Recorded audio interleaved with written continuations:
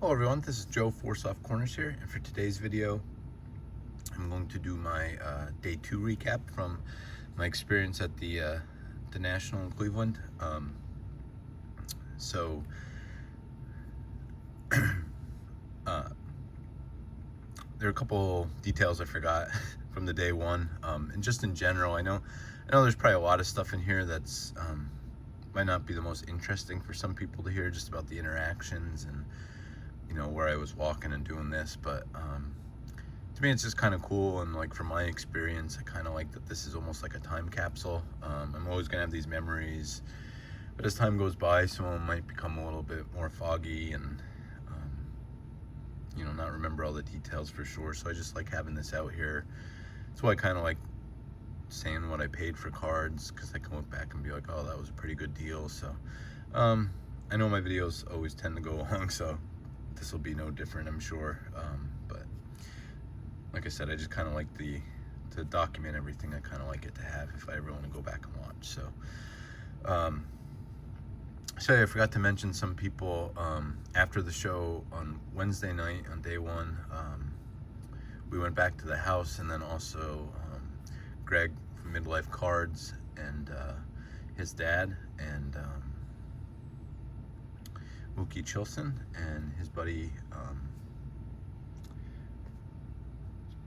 sorry, I know it's totally blanking. I'm just trying to think of all the different details. Pete, sorry Pete, and I'm pretty sure Pete just subscribed to me too, but so yeah, they came back, and then also Darren from Return to Collecting. So I know collectively Theo ended up getting embarrassed in cornhole, I believe, so that was good to hear.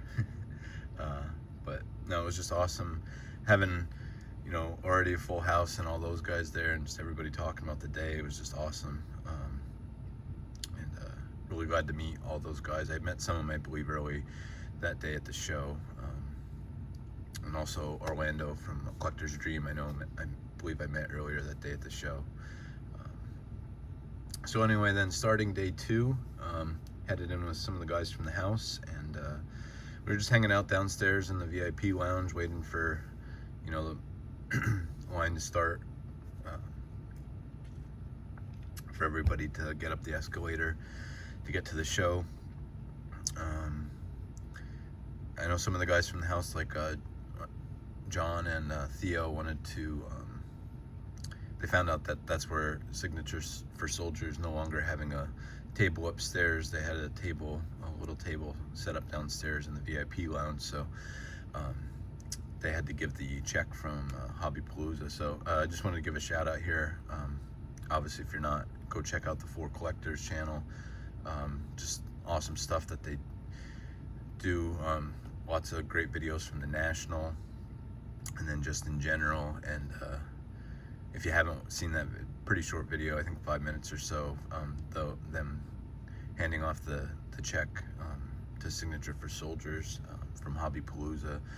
So just anybody that supported it through your viewership or donations, just see where the ultimate support is going to, and ended up, and just seeing that presented to Tim from Signature for Soldiers is just really cool to see. So.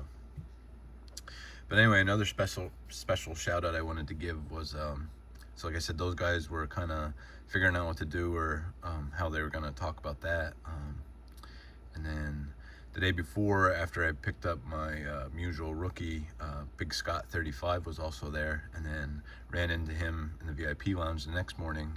So I just want to give a shout out to him, because outside anybody that I stayed with in the house, probably talked for him for like 45 minutes or so while we were waiting to get in the line to hit the escalator, and then ended up walking the floor with them. So like I said, outside anybody from the house, probably one of the most like extensive or meaningful conversations I actually got to have anybody. So really appreciated that. Got to talk to Scott and know him a little bit better, and it was just really cool. Like I said, we were walking together for a little bit, ended up getting split up. Where I ended day 1 is kind of where we started. So started going through the rows, but then it was getting to where I was seeing the stuff from yesterday, and I also had to I ended up running to the bathroom. I wasn't sure about the lines, and then just we were kind of far away from it at that point, so ended up going, had them to run there, and then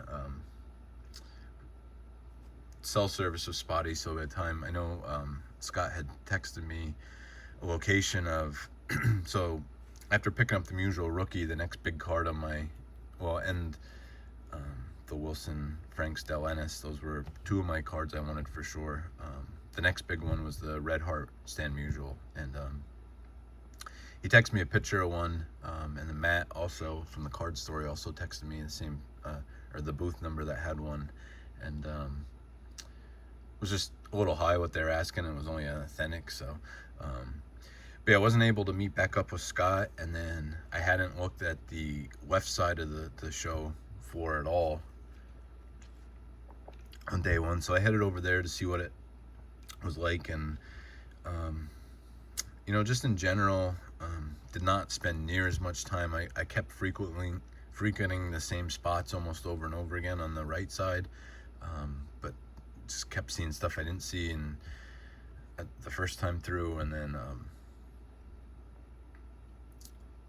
just looking at some of the same cards and deciding what I wanted to do. But definitely got to see, like I said, made my rounds over on the left side, and there's one table, and that's where this will start off at, that I definitely ended up at like 4 different times, and kind of weird because there wasn't a whole lot of cards there, but just I ended up picking up like all the ones that I was interested from the table, and then there was another story then too. But so when I walked around over there for a while, some of the bigger vintage dealers like Stan's was over there, but just their setup to me was just, I wasn't a fan. There's tons of cards in there, but everything is in stacks, so like every card there's another 10 cards or more probably underneath it, and then they're just so busy that to get anybody to, you know, open a case and then to get them out, and it's just, and then just in general looking at the prices, I mean, I'm sure there could have been some work done, but in general it just did not see anything there for me. Tim Payne's table was really nice. He had a lot of stuff. I kept going back there and looking at stuff, but the bulk of the vintage was over on the right side, but there was still some good stuff over on the left there. But I just found it to get, I guess, with more modern over there, and then the corporate stuff, and maybe like the breakers, and you know, just being more of the modern stuff over there, it seemed like the crowds around the table just build up faster on that side. It was harder to get around, but so anyway, I ended up finding this table that I talked about that I kept going back to, and there was a couple Phillies cards there. We'll get to those later, and then there was this card which I was not sure I was going to see any cards from this set at the show. I did see 2 Griffies from this set, so I'll just show the card first. I did see 2 Griffies, but they were the gold refractor and a red refractor, which numbered out of 50 and 25, and I think they're both priced at $2,400, so those are definitely out of the price range. And then later, after I picked this up, I did see an Ernie Banks, but was probably going for at least like 2 to 3 times what they normally go for. It was like over $400 it was marked at, I think. So I saw this in the case, and the price, so I took it out here a while, but so it was marked at $180.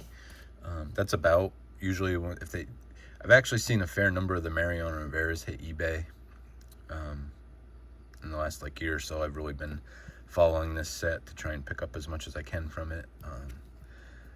So that price is like, actually usually they start at like around 200 or so. I mean, I think some have sold for lesser than that, but I mean, his auto in general is usually in that 150 area. So, but so I also had a bunch of value boxes at this table. So I dug through those. There was some stuff from the late 90s. I kind of wish I should have maybe gone back or took the time to look through more. This is the only card I ended up pulling out. This is Randy Wolf from 98, I believe. Bowman's Best. And these are numbered to 400. So That was $3, and I guess basically just got thrown in here. But I'm sure there was lots of stuff like this I could have ended up finding in there, especially maybe Phillies refractors or just some guys that aren't Hall of Famers. But anyway, so just ended up with these two from there, and the way the owner of the booth wasn't initially there, so the guy that was working there couldn't make a deal of anything to trade. So I pulled out the cards that I had left. I traded the 2 Koufaxes towards the Musial rookie the day before. So I still had a 63 Koufax and an SGC 4.5, and then Killebrew rookie and a PSA 2, which I had bought at the 22 National. So the owner eventually came back then, and was, I mean, it was, the show floor was busy at the time. His table was not busy, but didn't really give much time. He looked at the cards and was trying to look up prices, and I kind of just quoted roughly what I would like for them in trade value. So I believe he was at 180. I think I offered like 150, and he said he couldn't do it. I think he was at like 170 on it. And at first told me he wasn't interested in anything for trade just because it was too busy. Then I kind of just pressured him a little bit, and I was looking for like $100 in trade value for the Killebrew. But just wanting to move it, and wanted this card more than that. Like I said, he was kind of holding firm on the price, and I just said, well, how about if I give you $100? So that would basically be like almost $75 trade value for the Killebrew. And he kind of just gave in and said, yeah, that's fine. Like, he just wanted to be done with the deal, I think. So anyway, very happy it was ended up with one of those. Like I said, didn't know if I'd find one of those. Really happy I did. So have 5 cards from the set now. Did not find any more. Like I said, the only ones I saw at all were the ones I had mentioned. But then I think I started heading over to we'll get back to, there's a couple more stories from that table. Headed back over to the right side, which I think right after I went over that way, I bumped into Jim from Picker Jim S. So just started talking a little bit what we picked up so far, how we were doing. And he pulled out and handed me this it's 2015 Panini Prism Billy Butler. He knows I collect him. And then also this awesome, I believe this is just like a in-person auto from Price 16 Archives on the Athletics there. But like I said, pretty sure it's just an in-person auto, but on card, so that's awesome. And just for Jim thinking of me like that was awesome. So thank you, Jim, for these cards. After that, bumped into Don from Don's Field of Dream Cards. Got to show him my Musial rookie from the day before, so that was cool. And then I believe next I bumped into Eric from 4-Leaf Cards. Really looking forward to meeting him, because he was one of the guys.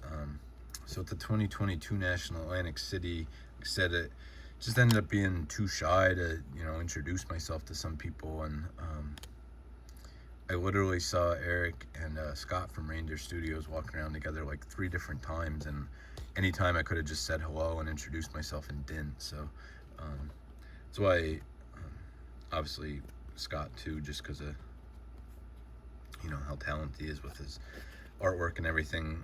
So was definitely looking forward to meeting him, and did. That was also on day 1. We ended up both, I don't want to give away Scott's pickup, but ended up with 2 cards from the same set. So that was really cool. But yeah, I was really pumped to meet Eric.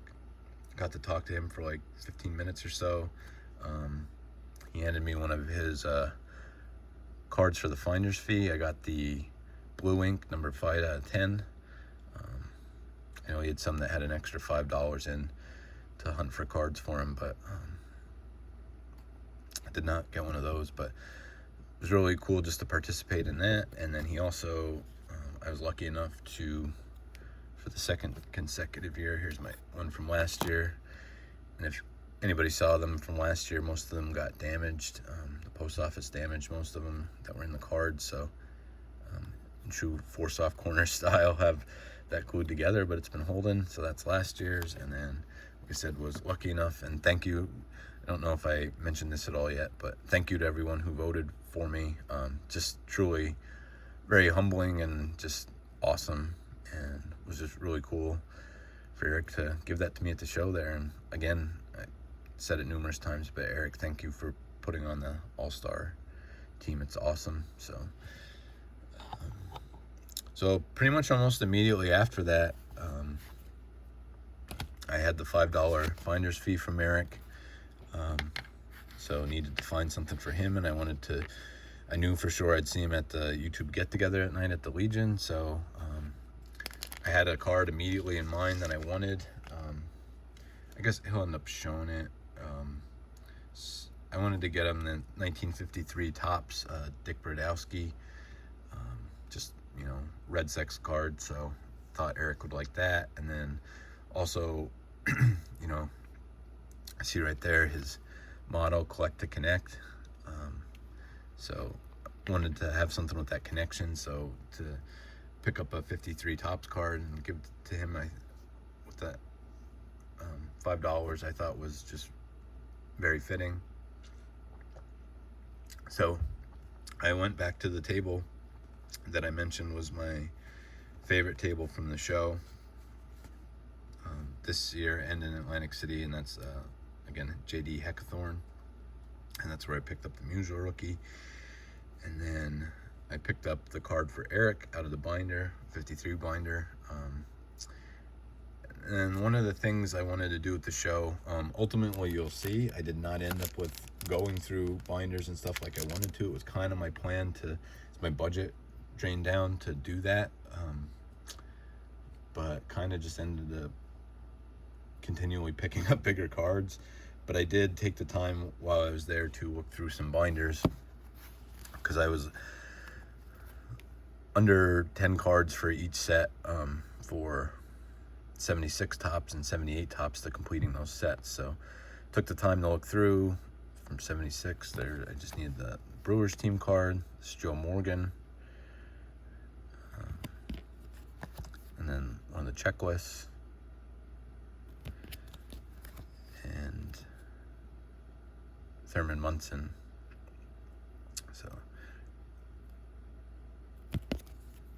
So that they did not have in the binder. I need the Bill Buckner card yet, which obviously will not be hard to find. I should have took the time to just, at any table that had set binders or boxes, just pick that card out. Probably would have been like 50 cents or something. But that'll be something I can easily find probably at a local mall show. So one card away from that, and then 78 Topps, the Brooks Robinson record breaker. It's Reggie Jackson, awesome card. Carlton Fisk, another Reggie from the World Series cards. Reggie and Yankees reign supreme. The Sandy Alomar, and then also, just because I had most of it, these cards for the traded set: Dave Roberts, Tommy Helms, Ken Henderson, Mickey Lolich, and Doug Rader. So with that, I have the 78 Topps set and traded set complete. So was happy to be able to do that at the show. So after that, continuing on my hunt for Red Heart Musial. To that point, I don't believe I had seen one in person myself yet at any table, and was working my way back down from.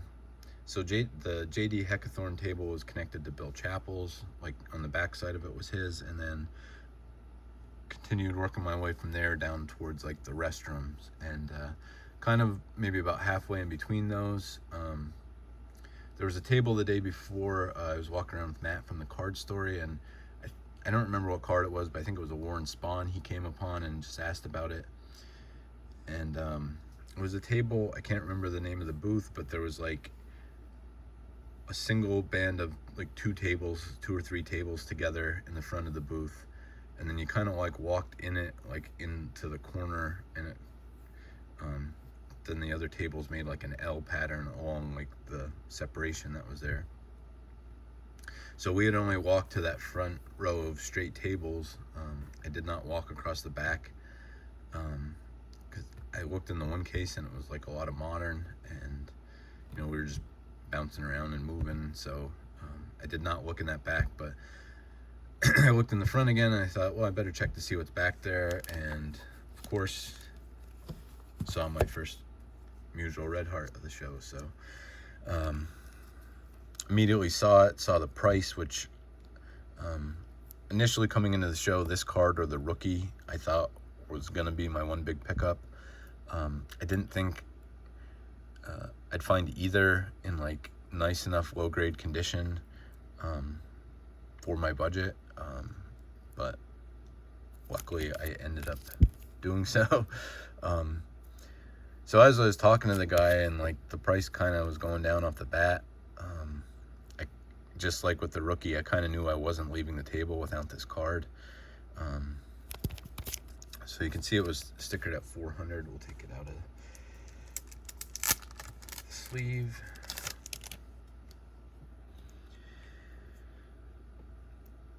So I mean, the border's almost all the way gone on the top, but my eye doesn't,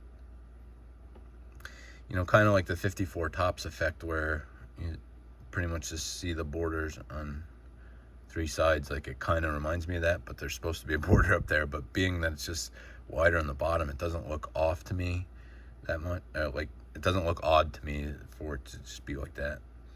And then left to right, I mean, it's off, but it doesn't, just the color and everything is where my eye goes first. So just eye appeal wise, I definitely knew it was gonna be the card for me. I've looked it over. I don't think there's any creasing, but like I said, just the color. So yeah, I started talking about pricing, and then he had some other cards, and I think I shot out an offer as low as like $275, and he actually didn't like completely balk at it, but you know, wanted more than that. So then these were the other 2 cards, and I thought the one was a great price for the grade and everything. That's this one.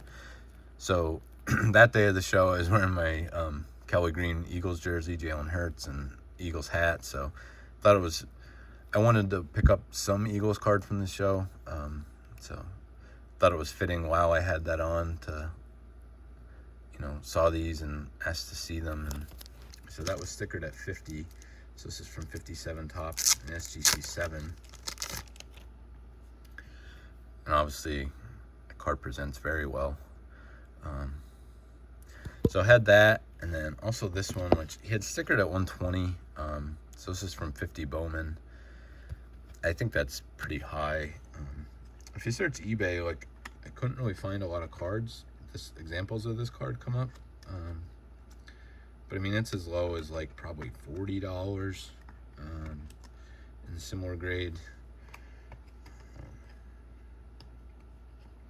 So he kept telling me he was going to grade it if it didn't sell. It presents, I mean, it's definitely a nice card, but I mean, I don't think it would grade all that high. There's some surface stuff. But anyway, that aside, like, he could tell I was interested in these 2 also, but my main thing was to come away from this. And I was trying to come away with this card I would have been, like I said, even if he would have not really budged from 400, I probably still would have took it. But like I said, I came in at 275, and like I said, he didn't throw me out. Like, but so I think he was at like 325, and then he kept kind of trying to bundle these. But he eventually came back and said he would give this, which he had stickered at 120, but like I said, I think that was high. Probably more of like 50. This, which was labeled at 50, which I can't argue with that at all. And this, which he originally had stickered at 400, offered all 3 of them to me for 350, and I just, like I said, I wasn't walking away without this card, and I just thought that deal was really good. So happy to end I'm picking those two Chuck Bednarik cards, but really, I mean, obviously this is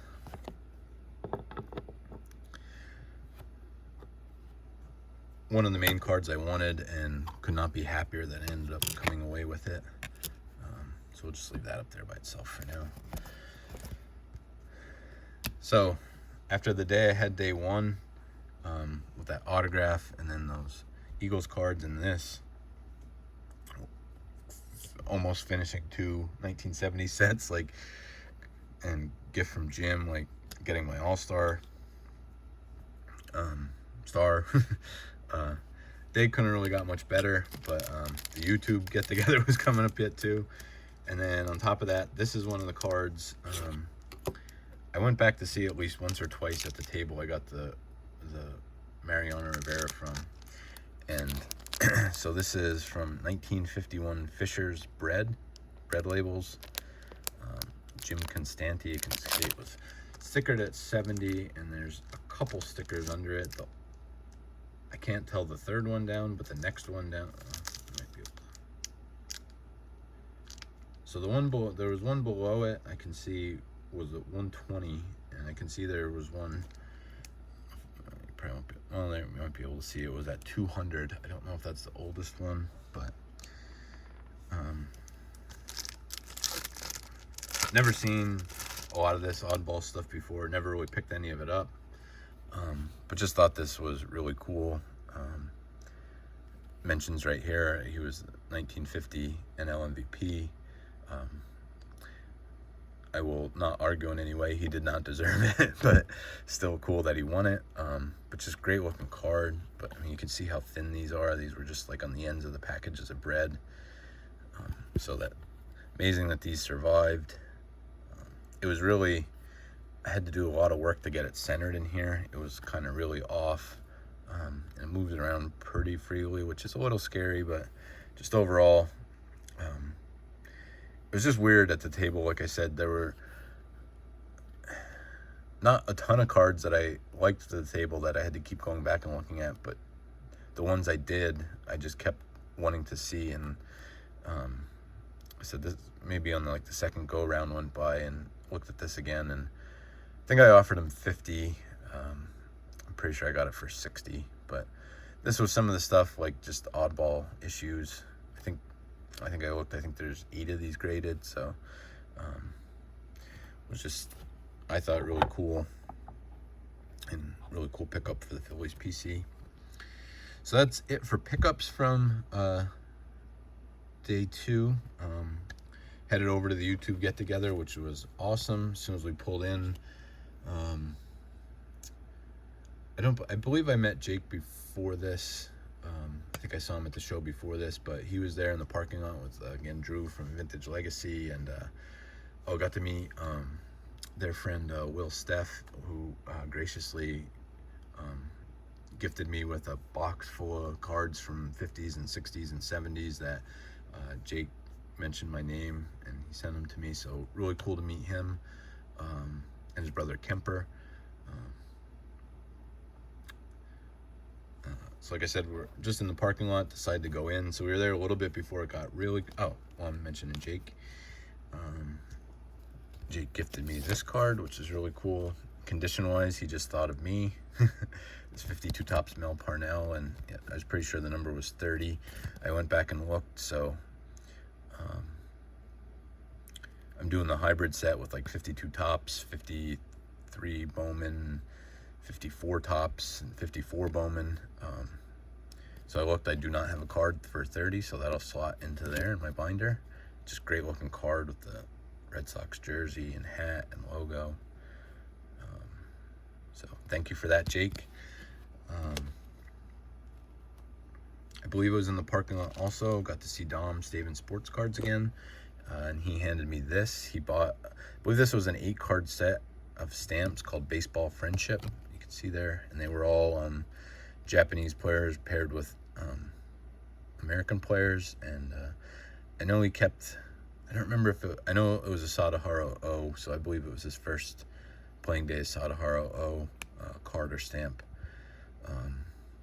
I can't remember. It might have been Babe Ruth, but I'm not sure. But he kept that one for himself, and then all the other cards from the set, because of the baseball friendship, that's the name of the set, he gifted to people that reminded him of the player on the card. So that meant a lot to me. It's still so super cool.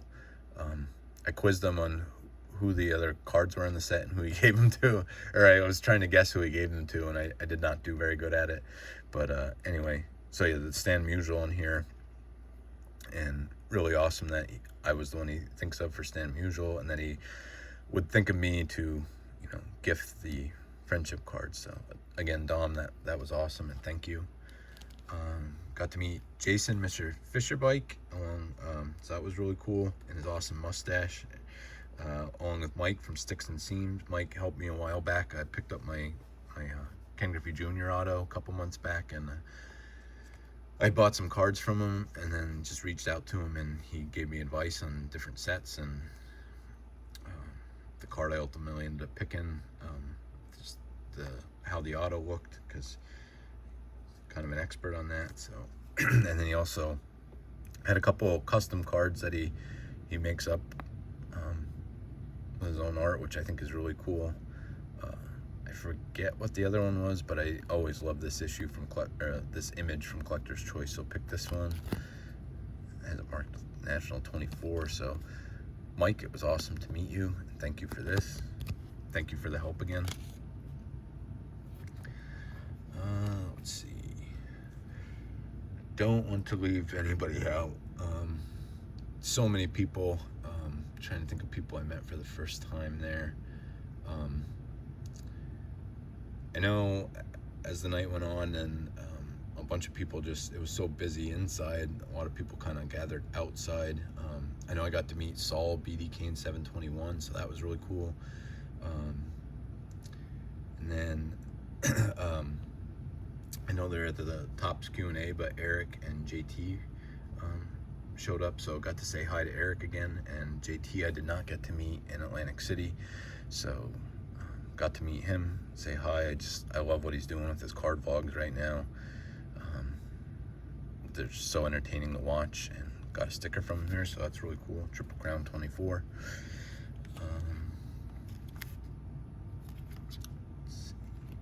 Got to meet Xavier Snoop 12922, and right away said it was nice to meet me, and it was right before we got the group picture taken, and he had his bat that he brought along this year, and when everybody was signing, he said, hey, make sure you sign this then, so that was really cool. I was walking back towards my car just to call my wife quick before it got too late, and saw Aaron Davis, AD, got to meet him, showed me I don't believe he showed his pickups yet, so I don't want to say what it was, but showed me an awesome bat nub he picked up.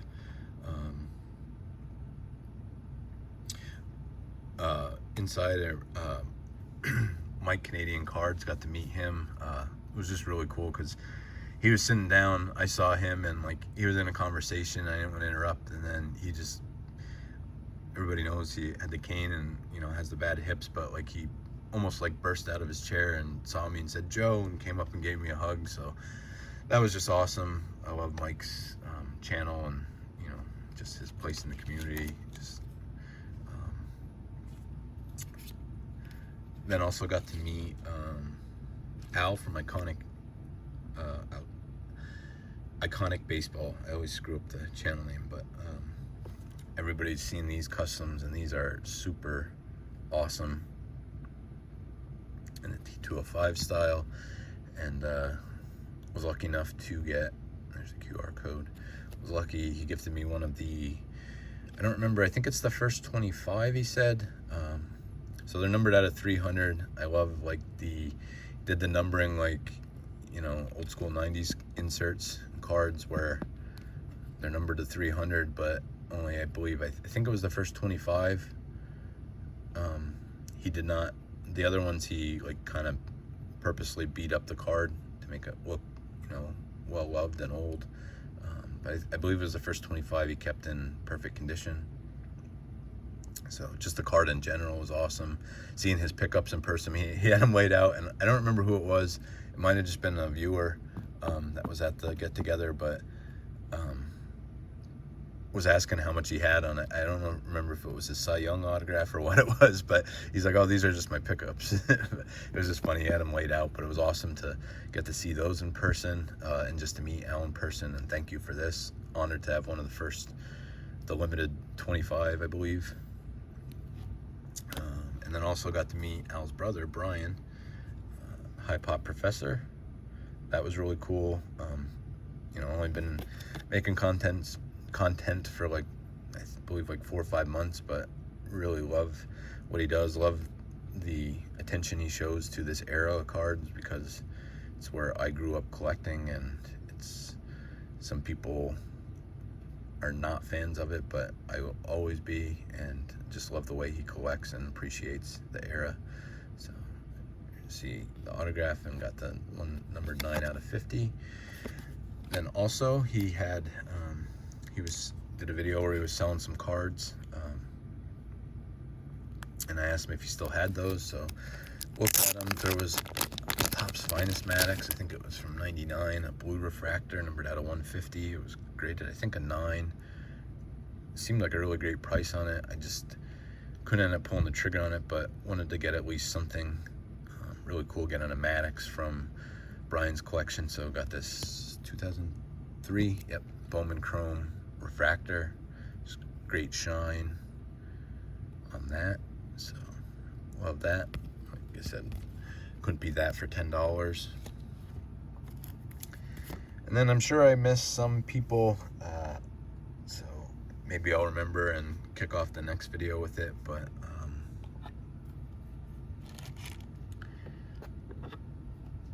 last but not least, as everyone knows, Scott was set up there with his vending machine, which I didn't have quarters. I should have just gave him some dollars and got change, so I could have used the vending machine. But anyway, was able to pick up a t-shirt from Scott. I was not sure of the sizing, so I got to see what my size that I normally wear looked like in person, and felt like it was, gonna be good. So definitely wanted to get one of those. Oh, mentioned Drew in the last video. I've been using these stands and forgot to, anybody who's not, Drew makes these, I'm sure you've seen a lot of these by now, but he was giving away some samples and selling some of these at the National. These are just, so superior. I have a plastic one right here, but so superior to that, and the sturdiness of it, and it can't, beat the smell of real wood. And just in general, really nice. So go check out the Drew of Vintage Legacy. Get in contact with him. If you need contact info, you can reach out to me if you need it, and purchase some of those stands. They're really, really nice. Like I said, all the cards I've been shown have been on those, and could not be happier with them. But anyway, so as the night went on, Scott was busy selling t-shirts and with the vending machine and everything. I had commissioned some artwork from Scott. So if anybody's seen his Monday marker doodle videos, you'll see these. But I wanted to be surprised, so Monday of the National Week, he posted the video of the Griffey. I guess, like I said, everybody saw it. So it was a piece of Stan Musial and Ken Griffey Jr. I had an idea for, and kind of specific way I wanted it, with the nicknames, and I think each of their swings are pretty iconic, so wanted to show those off. But yeah, so that Monday he released the video the Griffey did, and then released the custom card. But I wanted to be surprised. He was going to show me Sunday and asked if I wanted to be surprised. I said, yeah, I'd like to be surprised at the show in person. So I told him, I hope you don't mind if I unsubscribe just so I don't see it. He said he was actually going to suggest that. So got to go in completely surprised. Shout out to Eddie, took the video over on Scott's, when he shows the Stan Musial from this past Monday. At the end of it, it ends with the video of me being gifted these. But anyway, so here they are. Let's see. Try and show them off as best as possible. But so Scott's wife mentions it in the video, just kind of the design, just, you know, the natural connection, both being born in Donora, Pennsylvania, both on November 21st, and you know, just the nicknames with the man and the kid, I thought just lined up perfect together, and could not be happier with these, just the way it turned out. I love the teal Mariners jersey, just that shot of Musial in his backswing, Griffey's iconic swing. Just, I said, could not be happier. These are so awesome. These will probably be up in my background most of the time, and sorry about the glare, but not exactly sure. I like when they're facing each other because I think the swings look better, but then I think the nicknames look awesome together like that. So not exactly sure how I'm gonna show them yet, but we'll just leave them like that for now. So again, thank you, Scott. And then also, I know this has gone on a while, I'm sorry, but I wanted some of the custom cards, so he gave me first shot at the custom Ken Griffey Jr. So I got one of those, and very fitting, he gave me the 24 out of 25. The stand was not made yet, so that's going to be mailed to me. So I did get one of those also, but just, I mean, both of them are just so awesome. And then also, when he did the his Jose Ramirez the other week, one of those, outside of any Philly current players, my favorite player in baseball. So, and he's having an amazing year, as are the Guardians. So thought it was really cool, you know, Scott being the Cleveland guy, to pick up one of those from him. But so that's it. Like I said, sorry this went on so long, but like I said, I like documenting everything, just for, you know, maybe my own selfish reasons to have it. But yeah, these were the main pickups from Thursday. The last 2 days still got some nice stuff, but will not be as lengthy, or did not pick up as much. So yeah, so that's it. Let me know what your favorite pickups were, what you think of everything here. Just awesome week in general, and Thursday with these pickups and then with the get together was probably one of the coolest you know, experiences that I had yet in the hobby. So just really love that. Anyway, thank you everyone for watching. I'll be back with my day 3 recap, and just remember, any card can be a great looking card even if it has 4 soft corners. Thank you.